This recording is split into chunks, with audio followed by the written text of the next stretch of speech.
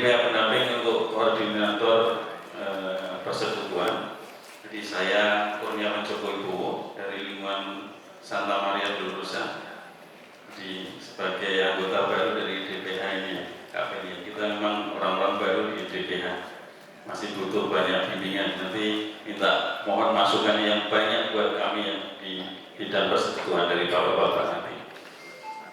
Ya, mohon silakan KPI.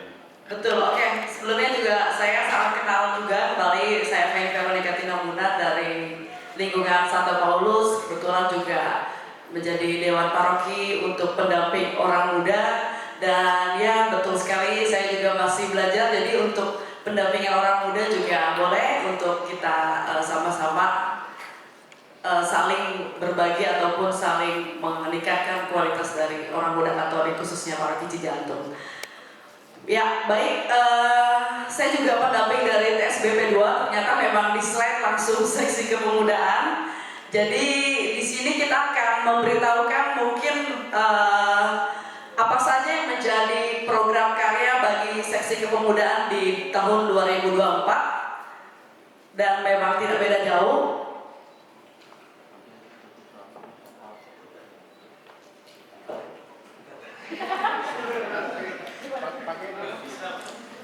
Oke, tolong tasnya dibantu Ibu Ketua. Yes. Nanti mungkin ditambahkan ya sama Tasya ya. Boleh ya. Oke, ini masih sama juga dari tahun kemarin, ada beberapa yang sama. Salah satunya adalah donor darah dalam rangka berkolaborasi dengan seksi kesehatan, pastinya di hari Valentine, sehingga kita memang membuat di bulan Februari. Lalu juga di sini ada Anjang Sana yakni kita saling berkunjung satu sama lain begitu ya ke wilayah-wilayah dan kita sama-sama sharing, meningkatkan iman juga bisa jadi begitu, dan kita sama-sama mencari masukan bagaimana untuk mengembangkan orang muda Katolik di Cijantung. Dan yang ketiga ada Gebiar OMK, ini sedikit berbeda dari tahun-tahun sebelumnya dan juga butuh dukungan yang banyak dari banyak seksi juga, dan juga khususnya untuk gereja karena kita membutuhkan dana yang lumayan begitu ya di Gebiar OMK ini. Jadi ini kegiatan untuk mengumpulkan Dekanat Timur, yang mana kebetulan juga pastor moderator dari Dekanat Timur adalah Pak Terivan dari Paroki Cijantung. Rencananya kita akan membuat, nanti akan secara bergilir gitu antar paroki gitu ya. Selanjutnya mungkin Tasya boleh tambahkan.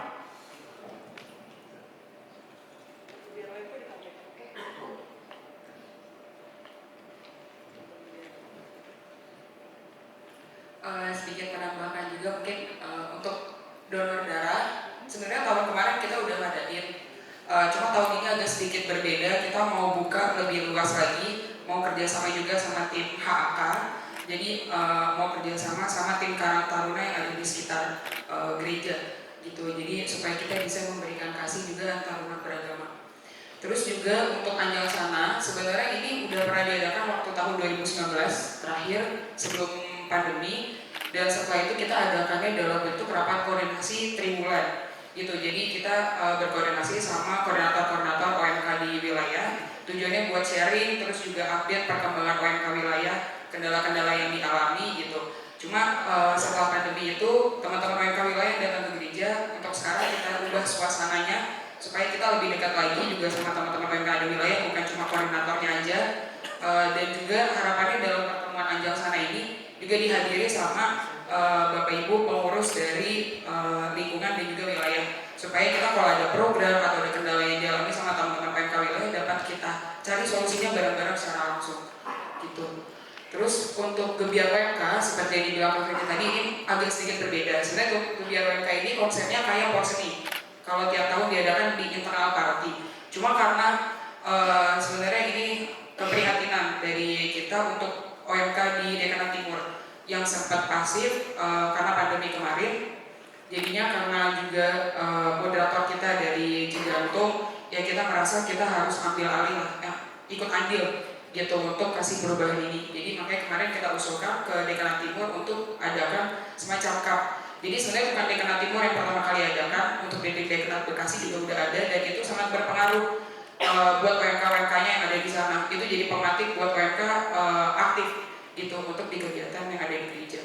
Jadi kita mengambil ide-ide itu juga dari dekanat lain gitu. Untuk kegiatan UMK ini sebenarnya harapannya mau kita adakan dalam waktu cepat aja gitu, jadi kayak 2 hari.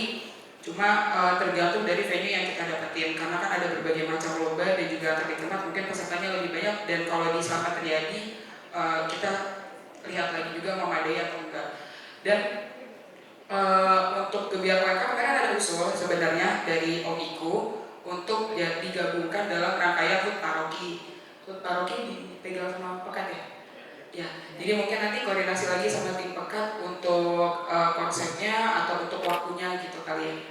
Terus untuk tablo seperti biasa di Jumat Agung. Terus untuk Alwan Scott ini sebenarnya budgetnya agak naik dari enggak sama. Jadi Alwan Scott ini kembali kita informasikan kalau gereja kita punya klub untuk OMK sebagai wadah untuk berkumpul melalui minat bakat mereka masing-masing. Jadi kita sekarang ada basket, ada Mobile Legends, ada futsal dan juga badminton. Kalau tahun lalu hanya 3 dan tambahnya tahun ini ada basket.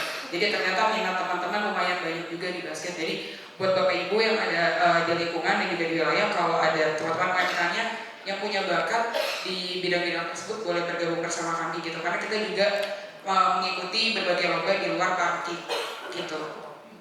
Terus untuk dana Algor Club ini dipergunakan untuk konsumsi latihan. Konsumsinya lebih ke kayak minum sih, minum latihan. Terus juga kita ada pelatihnya, bayar pelatih. Terus juga untuk sewa lapangan khususnya untuk badminton. Kalau untuk futsal dan juga basket, puji Tuhan kita sudah bekerja sama dengan Yayasan Selamat Riyadi. Jadi sudah bisa menggunakan lapangan SMP Selamat Riyadi sepanjang tahun. Untuk di hari Sabtu dan di hari Minggu latihannya jam 10 sampai jam 5 sore, jadi dibagi antara basket dan futsal gitu. Terus untuk dana basis ini sebenarnya dana dari kita membagi dana untuk teman-teman UMK di lingkungan dan wilayah yang membutuhkan dana untuk kegiatan mereka. Karena sebelumnya kita mendapat informasi kalau teman-teman itu kesulitan mencari dana, dan kalau minta dana ke lingkungan atau wilayah mungkin nggak ada budgetnya atau apa. Cuma berdasarkan informasi dari pendamping kami, sekarang sudah ada programnya ya, Muhammad. Ya, jadi untuk dana basis ini ada potensi juga untuk nanti kita take out, kita bicarakan, karena sebenarnya ini sudah ada support dari paroki. Jadi untuk lingkungan-lingkungan yang membutuhkan dana nanti bisa ada ya istilahnya dari paroki nanti ada support. Nanti untuk berikutnya silakan menghubungi Bapak kita tercinta Pak Budi ya. Oke.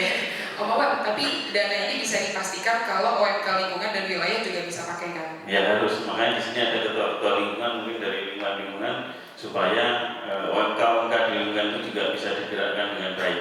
Karena dari paroki full support supaya kita nggak ya rumah, kalau kita bicara rumah ramah Seroja ya, di situ bisa kita masukkan di situ juga rumah ramah OMK untuk di lingkungan ya. Oke, makasih. Seperti itu. Selanjutnya dana eksternal ini diperuntukkan untuk kegiatan OMK yang ada di luar paroki. Misalkan kalau ada sparring dengan gereja lain, atau nanti ada kegiatan fun competition, atau kayak ada lomba-lomba yang diadain sama paroki lain gitu. Jadi ini sebagai dana operasional gitu. Begitu. Jadi tambah lagi karena sebenarnya ini nilainya 3 juta untuk dana basis tadi terlalu kecil ya. Oh, oke. Ya, itu terlalu kecil. Makanya dari paroki Romo Robi dengan Bapak Ibu DP yang lain itu menambahkan tapi langsung supportnya ke lingkungan. Mantap kalau gitu. Terima kasih.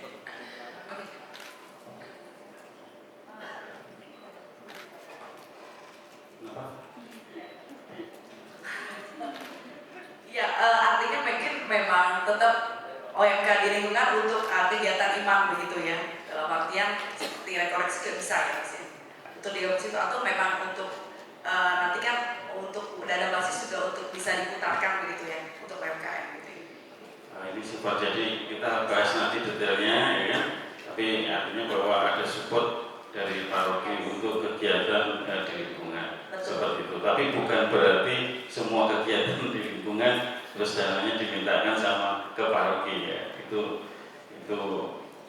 agak berat juga ya. Jadi istilahnya kayak subsidi lah. Betul. Yang berbau orang muda Katolik gitu ya. Ya, Yes. ya orang muda, orang tua, kalau di lingkungan kan semua orang ada di situ.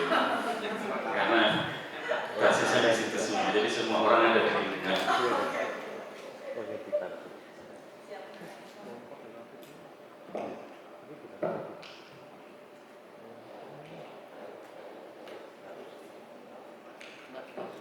Nah, silakan. Oke, baik. Sekarang sesi panggilan, mohon maaf, sesi panggilan memang sudah izin sebenarnya Mas Tir masih kerja. Mungkin nanti bisa menyusul. Kemudian Mbak Maria juga kerja juga karena di rumah sakit. Jadi saya akan coba mewakili. Moga-moga saya bisa mewakili dari sesi panggilan. Next. Kapan lagi juga Kak Feni ya kan? Oke. Jadi untuk program karya prioritas dari seksi panggilan itu 2024 kita yang pertama adalah pertemuan seksi panggilan Pak Guter dan Ibdi. Ada yang tahu nggak Pak Guter ini apa ya? Pak Guter. Nggak ada yang tahu Pak Guter. Jadi Pak Guter itu paguyuban untuk orang-orang tua yang terpanggil. Maksud anak-anaknya terpanggil ya, bukan terpanggil kemana, tapi untuk orang tua yang anak-anaknya atau putra putrinya terpanggil. Itu Pak Guter. Kalau Ibdi itu ya kita beda-beda tipis sama Ibdi ya, tinggal ada V-nya ya di situ. Jadi di sini ikatan kalau nggak salah ya biarawan di KAJ. Kalau seluruh Indonesia itu IPSI, gitu. Saya nggak tahu mungkin Romo yang bisa menjelaskan. Tapi Ibdi itu ikatan biarawan di KAJ. Tapi saya bingung kenapa nggak di KAJ gitu ya. Bingung. Tapi itu yang saya cari-cari tadi ngomongnya seperti itu. Nah ini waktu pelaksanaannya sekitar April 2024. Ya ini karena pertemuan biaya ini sekedar untuk transport sama pendaftaran. Kemudian perayaan bulan misi ini online di 1 Oktober karena online kita nggak pakai biaya. Jadi sebelumnya nanti kuotanya sama Mas Steve ya yang akan connect ke internet sama Mbak Maria. Kemudian minggu misi yang ketiga itu akan kita laksanakan di tanggal 20 Oktober. Jadi ini tahun 2024 dari seksi panggilan kita mencoba untuk memberikan gema untuk program prioritasnya nanti lebih banyak di program karya umumnya, di program karya umumnya bisa diklik. Jadi di program karya umum ini seksi panggilan menyadari bahwa di 2023 kita tidak ada gemanya dan ini saya cukup malu sama Pak Budi juga ditanya ini seksi panggilan apa ini programnya nggak ada karena sebenarnya habis pandemi terus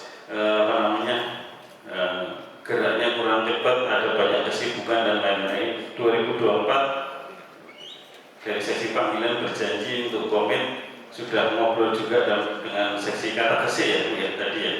Tadi dari sisi perwataan katekesi, kemudian terutama dengan Bia dan Bir karena ternyata untuk menggait teman-teman OMK untuk masuk supaya bisa terpanggil itu agak susah gitu karena mereka sudah punya pilihan. Nah harapannya Bia-Bir ini bisa kita masukin pelan-pelan gitu ya. Kita masukin pelan-pelan, kita engage mereka. Jadi kalau kita lihat ini sampai 6 kali kita melakukannya dari setiap 2 bulan sekali kita mengadakan promosi panggilan terhadap Bia dan Bir. Harapannya ini bisa menumbuhkan bibit-bibit baru sehingga banyak juga dari Bia dan Bir akhirnya nanti bisa dari Paroki Cijantung ada bibit-bibit yang bisa jadi imam, biarawan, biarawati seperti itu.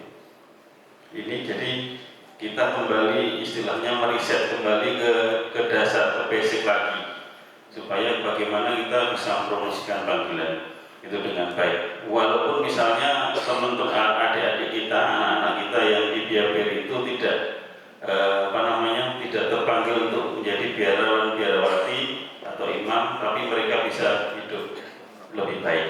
Ya, harapannya itu. Kemudian kalau kita lihat ini di yang ketiga Jadi kalau yang 1, 2 itu promosi panggilan, kemudian yang ketiga ada misal minggu panggilan sedunia, itu akan kita lakukan di 21 April. Kemudian di promosi panggilan digital ini yang ke-6 itu di Maret, Juni, September, dan November. Kemudian yang jadi ya ini saja sebenarnya yang lebih banyak kita akan melakukan promosi. Harapannya Bapak Ibu mendukung. Kalau kita lihat dia ini kalau dikumpulkan itu ada sekitar 60-an anak. Jadi harapannya dari situ nanti bisa menarik minat mereka untuk hidup lebih baik dan bisa ada juga yang terpanggil. Itu harapan kita. Silakan dilanjut. Nah, untuk sesi kerasulan keluarga ini ada Mas Widodo di sini, ketua sesi ini. Saya atau Mas Wid yang menjelaskan? Saya aja ya. Saya mencoba menjelaskan nanti ini sambil dites sama Mas Wid, saya bisa nggak menjelaskan sesi kerasulan keluarga. Nanti kalau yang nanya ya Mas Wid yang jawab. Mas Fajar, Mas Ijen, Mas Fajar. Kemudian SKK juga. Jadi ini program prioritas SKK, sesi kerasulan keluarga ada 3. Itu ada rekoleksi tim karya SKK, paroki Sekaji. Itu kita akan mengirim 5 peserta ya Mas ya. Kita akan mengirim 5 peserta itu di Januari, tanggal 21 Januari 2024. Kemudian pelatihan calon fasilitator MRT. Ada MRT, tahu MRT? Ini sama dengan KRL, bukan ya? LRT, MRT. Kalau udah pernah nyoba MRT di sini, lo katanya pernah